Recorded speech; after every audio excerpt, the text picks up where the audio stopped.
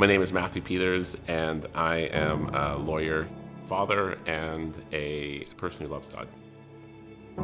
Talking a bit about sort of the needs in Uganda, it's actually hard to sometimes even just describe.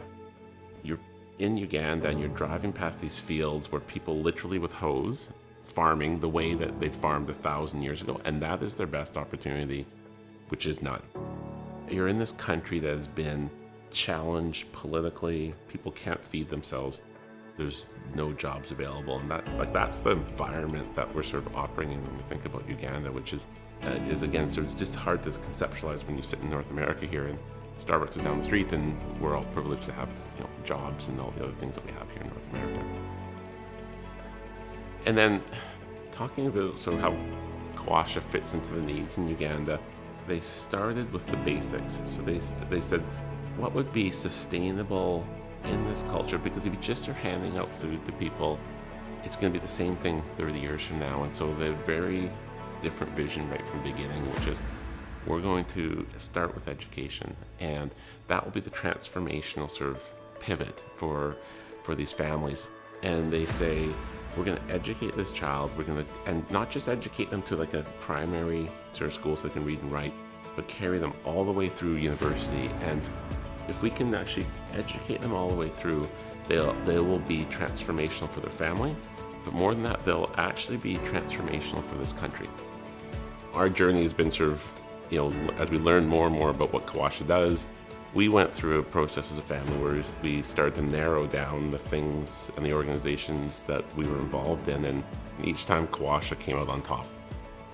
When I originally thought about sort of the skills I have as a lawyer and does that translate into sort of our involvement with Kawasha, I wouldn't have thought of that originally.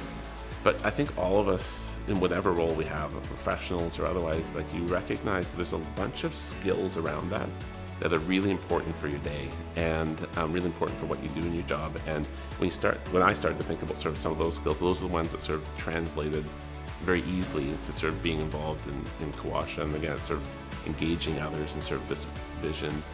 Like I have the privilege of being on the board of Kawasha and being able to sort of say, what's our 3-year vision and where we want to go, and how do we leverage what we have here? Those are the questions I can ask. My role is I'm called National Innovation Leader in my job, which is a fun role, but that's very much sort of thinking what's the future and applying the same things to Kawasha and leveraging those to sort of paint a really big picture, I think, of what can be done and what all of us here in North America sort of help do through Kawasha in Uganda. This is not about, it may be eventually, but it's not about sort of selling everything and moving to Africa. That's not our calling, and we know that. But being able to sort of start small, for us it was, we sponsored one kid, we sort of got involved, and then just having your eyes open to sort of the opportunity. And then it's just this gradual thing where it can start to sort of change just a bit of your mindset and include it as part of your life. And don't feel like this is like the biggest decision you're making in your life. This is just an opportunity for you to sort of make an incremental sort of step to sort of help others. Like, what an incredible opportunity.